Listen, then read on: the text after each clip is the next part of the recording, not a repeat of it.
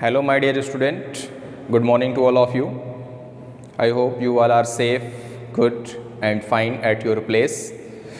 Guys, due to the winter break and to increasing the pandemic situation of Omicron, your school is not opened. So, we all are decided there is no break in your study, and for this continuity we provide online facility. That means we are again back to our previous activities which we have follow in the lockdown seasons.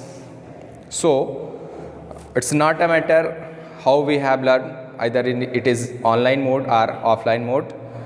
If you are interested, you have dedication to your study, to your goal for your examinations, then it's not matter, either matter is provided by the teacher is online mode or offline mode. Okay, so we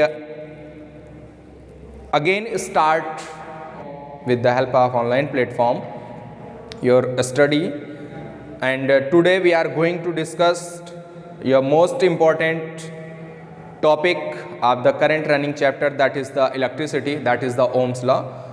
And once again I want to recall you the previous topic which we have already learned in your class, that means in offline mode. The first topic, that is the charge, then after that properties of charge, then current, and what is the potential, electric potential, what is the potential difference, and devices which we have used to measuring the electric potential, that means potential difference between 2 points, and current flowing through the conductor. And the most important topic of this chapter, that is today we have discussed in this online sessions, that is the Ohm's law. Okay, so Ohm's law, that means a scientist whose name is George Simon Ohms. The name of the scientist, that is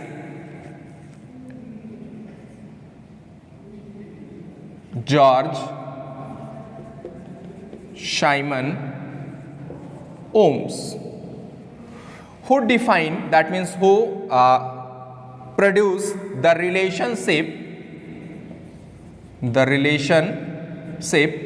between potential, that means electric potential, and the electric current flowing through the conductor. A scientist whose name is George Simon Ohms, who relate the relationship between electric potential, that means potential difference between the 2 points of the conductor, and also the current flowing through this conductor. That relation is known as the Ohm's law. Okay, George Simon ने electric potential difference और electric current जो conductor में flow हो रही है उसके बीच में एक रिलेशनशिप डिफाइन किया, उसी रिलेशनशिप को बोलते हैं हम Ohm's law. What is the statement?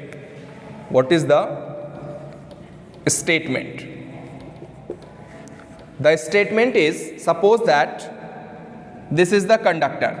ये कोई कंडक्टर है और ये कंडक्टर के दो एंड है, दैट मीन्स इस पॉइंट पे दोनों एंड पे कुछ ना कुछ पोटेंशियल होंगे. दोनों के बीच में जो पोटेंशियल डिफरेंस होगा वो पोटेंशियल डिफरेंस, सपोज दैट अगर हम ये सपोज करें कि वो पोटेंशियल डिफरेंस क्या है V, और इसमें फ्लो होने वाली करंट, दैट मीन्स जो इस कंडक्टर में करंट फ्लो होगी, अगर वो करंट I है, that potential difference is directly proportional to the current flowing through this conductor, but providing, that means one specific condition, the physical condition of the conductor does not change. What is the meaning of physical condition of the conductor? That means the length, temperature of the conductor is does not change. That means कोई भी जो आपने conductor ले रखा उसकी length अगर change नहीं हो रही है, उस कंडक्टर का टेम्परेचर चेंज नहीं हो रहा है, तो इस कंडक्टर के क्रॉस, दैट मीन्स दोनों एंड में जो पोटेंशियल डिफरेंस होगा वो पोटेंशियल डिफरेंस डायरेक्टली प्रोपोर्शनल होगा current flowing through this conductor. Clear? ये तो क्लियर हो गया होगा। ओके, अब हम आपको एक बार फिर से इसका कंप्लीट स्टेटमेंट एक बार रिवाइज करते हैं, अगेन रिपीट करते हैं। The statement of Ohm's law, the current flowing through the conductor, the current flowing through the conductor is directly proportional to the potential difference applied on its end, providing the physical condition of the conductor is remains unchanged. Clear? This is the complete statement of Ohm's law and most important point for your examinations. Okay? अब ये proportionality का sign हम अगर remove करें तो क्या होगा, चलिए देखते हैं। ये तो यहां से हो गया, और V इज इक्वल टू, एक प्रोपोर्शनलिटी का साइन आप रिमूव करेंगे तो एक कांस्टेंट हुआ जिसको हम रिप्रेजेंट करेंगे R से। That means V is equal to R I, और इसको आप लिख सकते हैं V is equal to I into R। This is the mathematical form of Ohm's law where R is proportionality constant,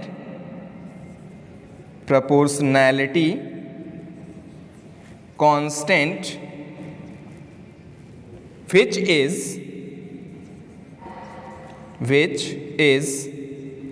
known as resistance. This is the important point, known as resistance of conductor. ये point आपका important है। Resistance of conductor कौन है? R। ठीक है, ये proportionality constant जो है उसको हम बोलते हैं resistance of the conductor. Clear? अब अगर आपसे रेजिस्टेंस ऑफ द कंडक्टर मिल गया तो आप रेजिस्टेंस को आप डिफाइन कैसे करेंगे? ठीक है, तो चलिए देखते हैं। Suppose this is the equation number 1। okay, from equation 1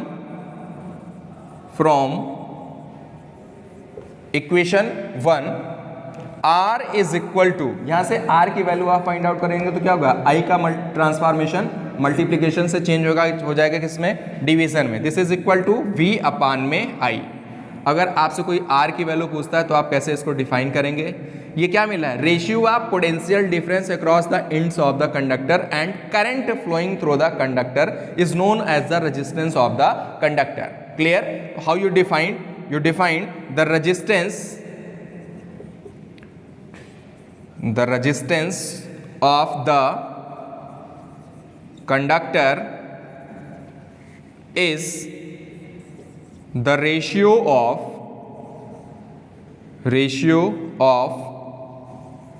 potential difference across potential difference applied across the ends of conductor and current flow through the conductor।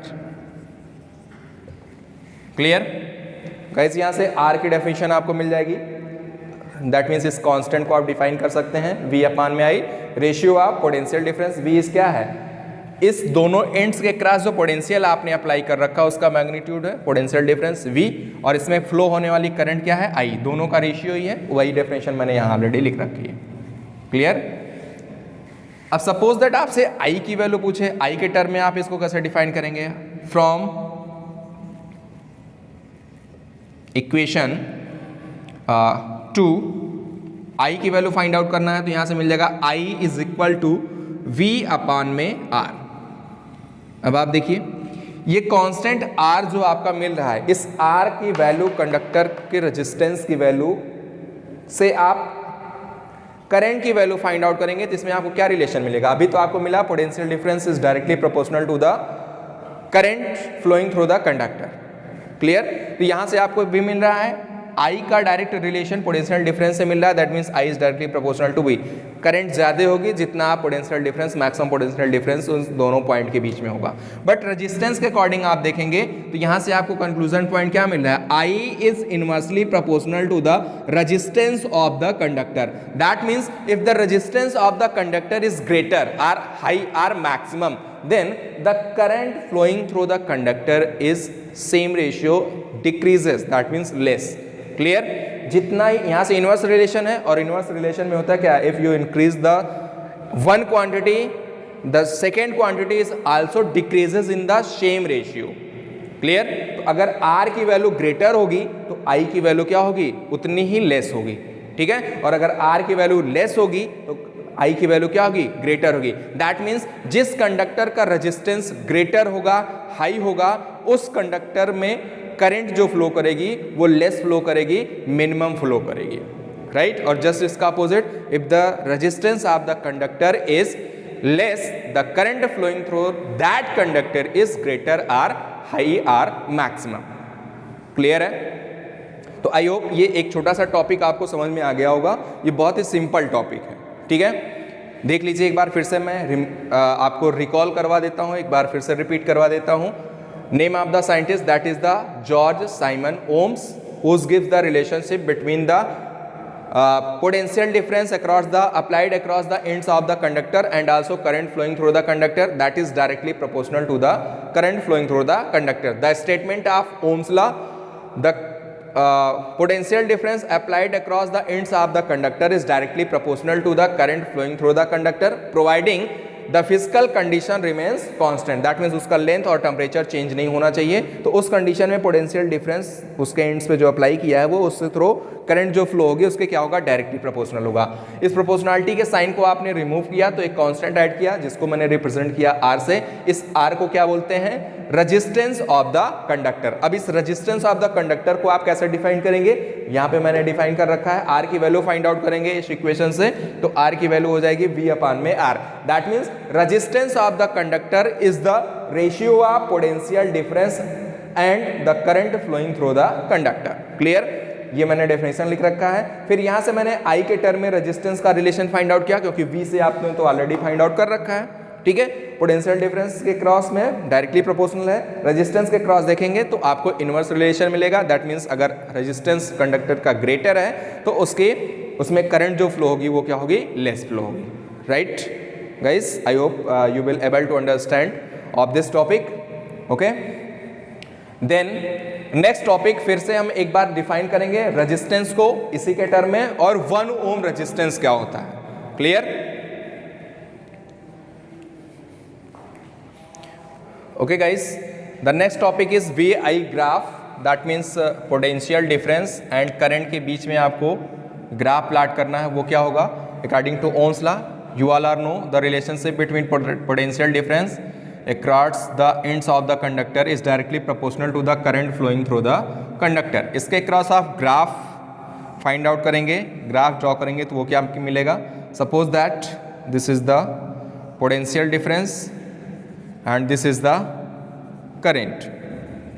Okay, तो देखिए एक्स एक्सिस पे मैंने पोटेंशियल डिफरेंस रिप्रेजेंट किया है, Y axis पे मैंने current represent किया है। V is directly proportional to I, that means जिस रेशियो में आप पोटेंशियल डिफरेंस को इंक्रीज करेंगे सेम रेशियो में आपका करंट भी इंक्रीज करेगा। तो आपके ग्राफ का जो नेचर होगा that is the straight line. वो क्या होगा, straight line. Nature of the graph कैसा होगा, स्ट्रेट लाइन। ओके, तो आपसे क्वेश्चन पूछा जा सकता है what is the nature of the graph for a ohmic conductor, that is the straight line. Ohmic conductor that means वो कंडक्टर जो प्योर कंडक्टर होगा, ठीक है, उसके लिए पोटेंशियल डिफरेंस और करंट के बीच में जो ग्राफ होगा वो स्ट्रेट लाइन का होगा। ओके, नेक्स्ट टॉपिक हम देखते हैं, रेजिस्टेंस को एक बार फिर से डिफाइन करेंगे। रेजिस्टेंस न्यू हेडिंग पुट करिए, that is the resistance. Okay, what is the resistance, अभी आपने देखा था R इज इक्वल टू क्या मिला था, V अपान में I। ठीक है, तो रेजिस्टेंस कैसे आप डिफाइन करेंगे, रेजिस्टेंस नॉर्मली होता क्या है, resist. Resist means to opposing the flow of current. That means the conductor has the property which opposes the flow of current. That is known as this property is known as the resistance of the conductor. Okay, so resistance of the conductor is the property of the conductor which is oppose the flow of current through the conductor. That property is known as the resistance of the conductor. That means यहाँ से R की value आप find out करेंगे, या ratio of potential difference and the current flowing through the conductor is also known as the resistance of the conductor. Okay, ये तो आपका हो गया कि रेजिस्टेंस आप कैसे डिफाइन करें. डेफिनेशन मैंने आपको ऑलरेडी बता दी है, वो आप लिख सकते हैं. ठीक है, अब यहाँ से हम डिफाइन करेंगे इसका यूनिट क्या होता है. Unit of resistance, unit of resistance. अगर मैं आपसे पूछूं कि पोटेंशियल डिफरेंस की यूनिट क्या होगी या इलेक्ट्रिक पोटेंशियल के डिफरेंस की होगी क्या होगी, तो I hope you all are know the unit of the electric potential और potential difference is volt and unit of the current, SI unit of the current is ampere. तो यहां से इसकी अगर आप यूनिट फाइंड आउट करेंगे तो potential difference की यूनिट हो जाएगी वोल्ट एंड रेजिस्टेंस करंट की यूनिट एम्पियर. ठीक है, तो ये वोल्ट पर एम्पियर और इसी को बोलते हैं ओम्स. ठीक है, ओम्स. इसको रिप्रेजेंट करते हैं कैसे, ग्रीक सिंबल ओमेगा से, या आप यहाँ पे ऐसे भी लिख सकते हैं, और दिस इज ओम. या आप लिख लीजिए पहले, ओम रिप्रेजेंट करते हैं इस तरीके से. ये देखिए सिंबल कैसे बन रहा है, ऐसे लाइन और फिर एक ये सर्कल और फिर ऐसे, ये है ओम. इसको ग्रीक लेटर में रिप्रेजेंट करते हैं, ये ग्रीक लेटर का सिंबल है ओम, ओमेगा का. ठीक है, ओके गाइस. चलिए आप डिफाइन करते हैं 1 ohm resistance. 1 ohm resistance, how you define 1 ohm resistance. 1 ohm resistance. चलिए, आर की वैल्यू आपके पास कितनी है, 1 ohm, that is the fix. और ये डिपेंड किस पे कर रहा है, ratio of potential difference and ratio of the current flowing through the conductor. That means 1 ohm, R की वैल्यू चाहिए कितनी, 1 ओम. ये किस कंडीशन में आएगा, जब आपके पास पोटेंशियल डिफरेंस 1 वोल्ट का हो and current flowing through the conductor कितना हो, 1 ampere. In this condition R is equal to 1 ohm. Right, बस इसी को आपको डेफिनेशन में, दैट मीन्स अपने लैंग्वेज में यूज करना है. 1 ohm resistance of the conductor when the 1 volt potential difference is applied across the ends of the conductor through which 1 ampere current flow. Clear? Once again I want to repeat the definition of 1 ohm resistance. 1 ohm resistance of the conductor, या आप ऐसे भी बोल सकते हैं, the resistance of the conductor is said to be 1 ohm when the 1 volt potential difference is applied across the ends of the conductor through which the 1 ampere current flow. Clear? Clear है? Normal सी बात है. यहाँ से आप इसी value को आप magnitude में फिक्स कर देंगे. The current flowing through the conductor is said to be, the resistance of the conductor is said to be 1 ohm when the 1 volt potential difference is applied across the ends of the conductor through 1 ampere current is flows. This is the simple definition of 1 ohm resistance. Okay. After that, the most important topic, आपसे ये कई बार exam में पूछा गया है, factor which affect the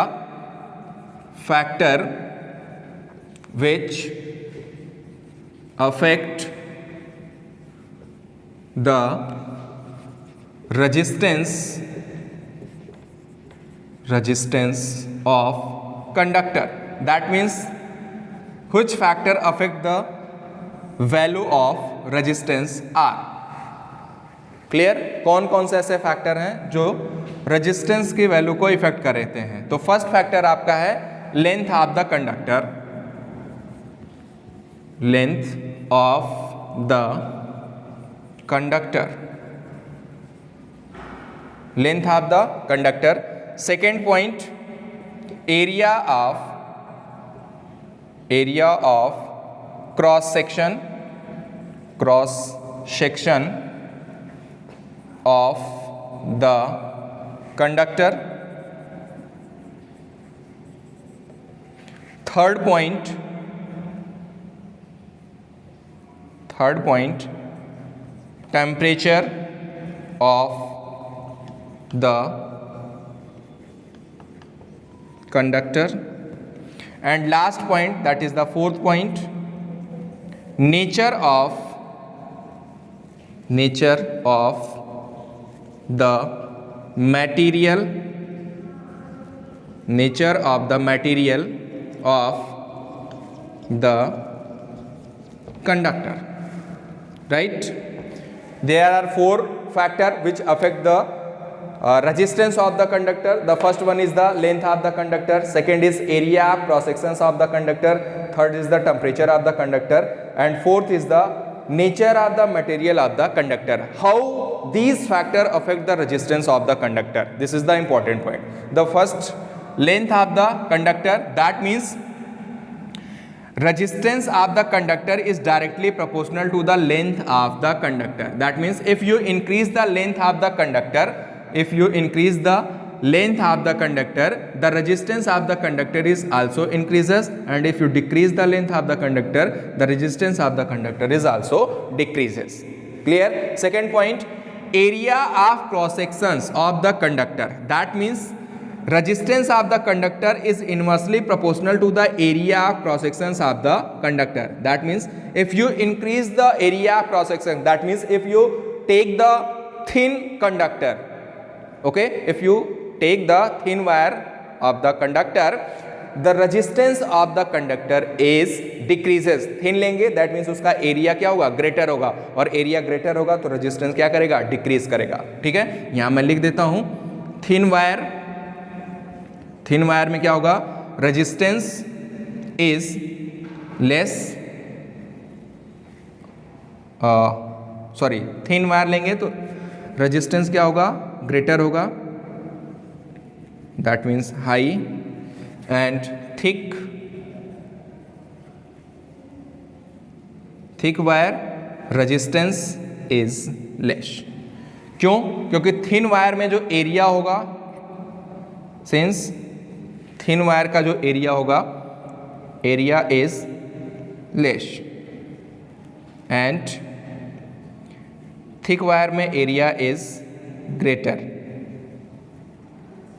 ठीक है, तो देखिए इनवर्स रिलेशन है, तो दोनों में इनवर्स रिलेशन होने की वजह से क्या होगा, जस्ट अपोजिट. एरिया ग्रेटर है तो रेजिस्टेंस लेस, और अगर एरिया लेस है तो रेजिस्टेंस क्या होगा, ग्रेटर होगा. ठीक है. टेम्परेचर ऑफ द कंडक्टर, इसमें कोई रिलेशन नहीं होता है. ठीक है, अगर आप टेम्परेचर इंक्रीज करते हैं आर डिक्रीज करते हैं तो इसके रिस्पेक्ट में आर की वैल्यू भी इंक्रीज आर डिक्रीज करेगी, but not in the same ratio are inverse ratio. Okay, इसकी वजह से हम ये नहीं बोल सकते हैं कि temperature of the conductor is directly proportional to the resistance or inversely proportional. This is not decided, but the temperature of the conductor is affect the resistance of the conductor. If you rising or decreasing the temperature of the conductor, the resistance of the conductor is also increases or decreases. And same fourth point, nature of the material of the conductor. That means if you take the different conducting material wire, the resistance of that different conducting material wire is also different. Okay, this is the important point. ये आपसे question में पूछा गया है, what is the resistance or define the resistance and which factor affect the resistance of the conductor. तो जिस तरीके से कितने मार्क्स में आपसे पूछा जा रहा है, नॉर्मली पूछा है, तो आप ऐसे डायरेक्ट 4 पॉइंट ये लिख देंगे. अदरवाइज ये आप लिख सकते हैं कि रेजिस्टेंस किस डायरेक्टली प्रोपोर्शनल होगा या इंक्रीज करेगा डिक्रीज करेगा. ठीक है, आपसे डायरेक्ट भी पूछा जा सकता है, आपसे दे दिया if the length of the wire is just double, then what is the resistance of the conductor. अगर आप वायर लेंथ को डबल कर रहे हैं, मीन्स अगर आपके पास अभी तक वायर ये लेंथ का था L, अभी ये क्या हो गया, जस्ट डबल हो गया, तो अभी लेंथ इंक्रीज कर गई कि नहीं कर गई, दैट मीन्स टोटल लेंथ आपकी ये हो गई. अगर इसका रेजिस्टेंस R है, इसका रेजिस्टेंस भी कितना होगा, R होगा, जस्ट डबल किया तो टोटल रेजिस्टेंस क्या हो जाएगा, प्लस कर देंगे, दैट मीन्स ये हो जाएगा 2R. रेजिस्टेंस इंक्रीज कर गया कि नहीं कर गया. ठीक है, तो इसके आप डायरेक्ट रिलेशन से देख सकते हैं, जिस रेशियो में आपकी लेंथ इंक्रीज करेगी उसी रेशियो में आपका रेजिस्टेंस भी इंक्रीज या डिक्रीज करेगा. और यहाँ पे जस्ट अपोजिट होगा, अगर आपने वायर थिक लिया है या थिन लिया है उसके रिस्पेक्ट में रेजिस्टेंस इंक्रीज और डिक्रीज करेगा। टेम्परेचर पे डिपेंड करता है, राइज करेंगे या डिक्रीज करेंगे तो ये भी राइज और डिक्रीज करेगा, ठीक है। और nature of the conducting material होगा। ओके गाइज, तो इस पे बेस्ड हम कुछ एक छोटा सा न्यूमेरिकल्स देखते हैं और एक और पॉइंट इसमें रह गया है, that is the resistivity of the conductor, that is the important point and which is also known as the specific resistance of the conductor। तो आपसे resistivity पूछा जाए या specific resistance पूछा जाए तो दोनों का वैल्यू सेम होगा, मीनिंग सेम है, उसको आप डिफाइन करेंगे। on the basis of resistivity of the conductor we define the material in 3 types। the first one is the conductor, then semiconductor and last is the insulator। okay, तो first we see some numerical based on the Ohm's law formula V is equal to I into R। Okay guys, this is the numerical questions which is based on the Ohm's law। The first question, the potential difference between 2 points is given, that is the 0.1 volt and current flowing through that conductor is 2 ampere, then what is the resistance? And in second question the potential difference is 24 volt and resistance is 60 ohm, then what is the current flowing through the circuit? Both are depend on the same formula, that is V is equal to I into R। you know V is equal to I into R, then value of R is equal to V upon में I, put the value of V is 0.1 upon में value of I is 2 ampere, then you solve this is equal to 1 upon में 20 हो जाएगा, ठीक है। इसको आप solve करेंगे तो ये वैल्यू आपको मिल जाएगी 0.0 यूज़ करेंगे तो डेसिमल आएगा 10 हो जाएगा, ठीक है। फिर उसके बाद आप एक 0 और बढ़ाएंगे तो यहाँ पे हो जाएगा 100, तो ये आपको मिल जाएगा 0.5 रेजिस्टेंस है तो यूनिट क्या हो जाएगी ohm. Value of R is 0.05 ohm, this is the resistance. Okay, then second question, potential difference is 24 volt, value of I आपको फाइंड आउट करना है। Finally you know the formula V is equal to I into R, then I is equal to V upon में R, put the value of V is 24 and value of R is 60। Solve this, 6 से आप divide करेंगे तो 6 4 जा 24, 6 10 जा 60 and this is equal to 10 से आप divide करेंगे तो वैल्यू आपको मिलेगा 0.4। करंट है तो यूनिट क्या हो जाएगी एम्पियर। सिंपल है, बिल्कुल बहुत ही सिंपल क्वेश्चंस है। ऐसे क्वेश्चंस आपसे 1 मार्क्स में डायरेक्ट फार्मूले बेस पे आप ऑब्जेक्टिव टाइप में पूछे जा सकते हैं। Next topic that is the resistivity. Okay, or this is also known as the specific resistance. तो आपने अभी देखा था the resistance of the conductor is directly proportional to the length of the conductor and inversely proportional to the area of cross sections. Using this point we write here the resistance of the conductor, you write we know that the resistance of the conductor is directly proportional to the length of the conductor, this is first equation, and the resistance of the conductor is inversely proportional to the area of cross sections of the conductor, this is the equation number 2.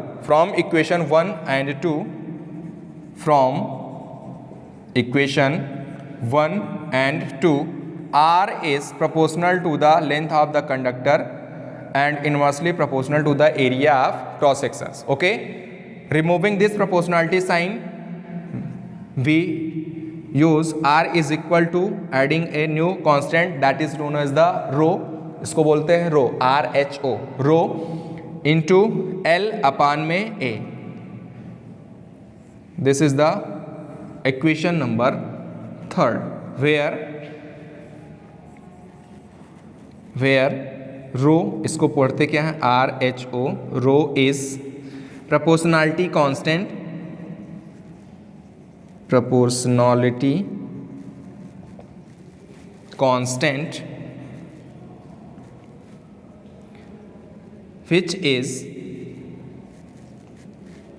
which is known as resistivity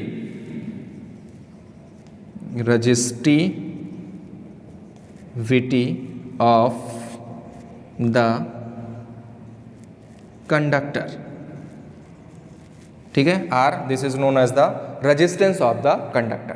तो यहां से आप find out करेंगे रो की value होगी क्या, so rho is equal to, जैसे आपने वहां पे v is equal to v is directly proportional to I था, तो वहां से r प्रोपोर्शनलिटी साइन आपने यूज किया, फिर r की वैल्यू फाइंड आउट किया v अपान में I।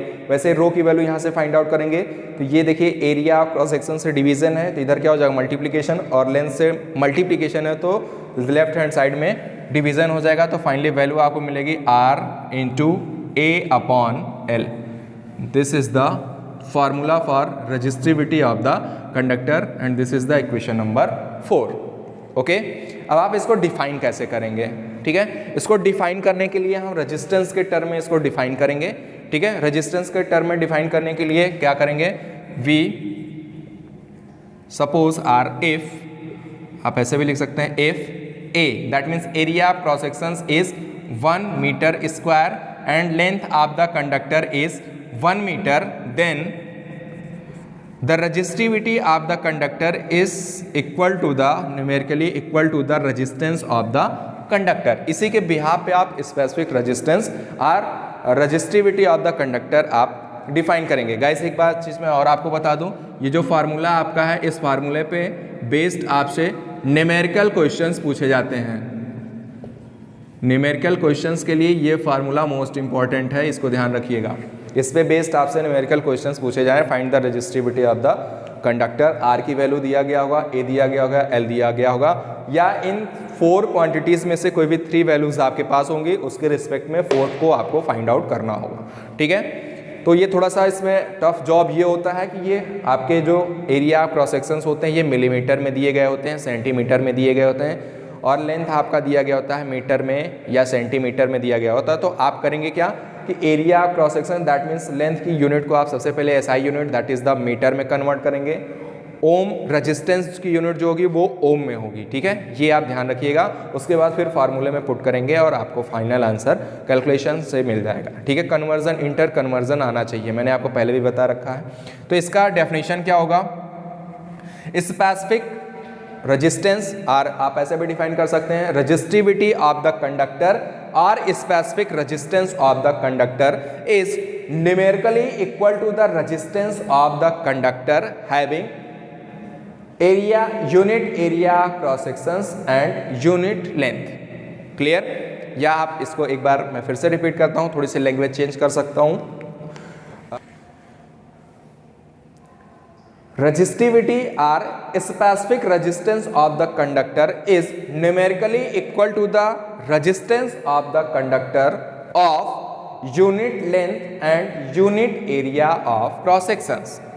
Clear, that means resistivity conductor की रेजिस्टेंस के न्यूमेरिकली इक्वल होगी किस कंडीशन में, when the area of cross sections is unit that means 1 metre square and also the length of the conductor is 1 metre.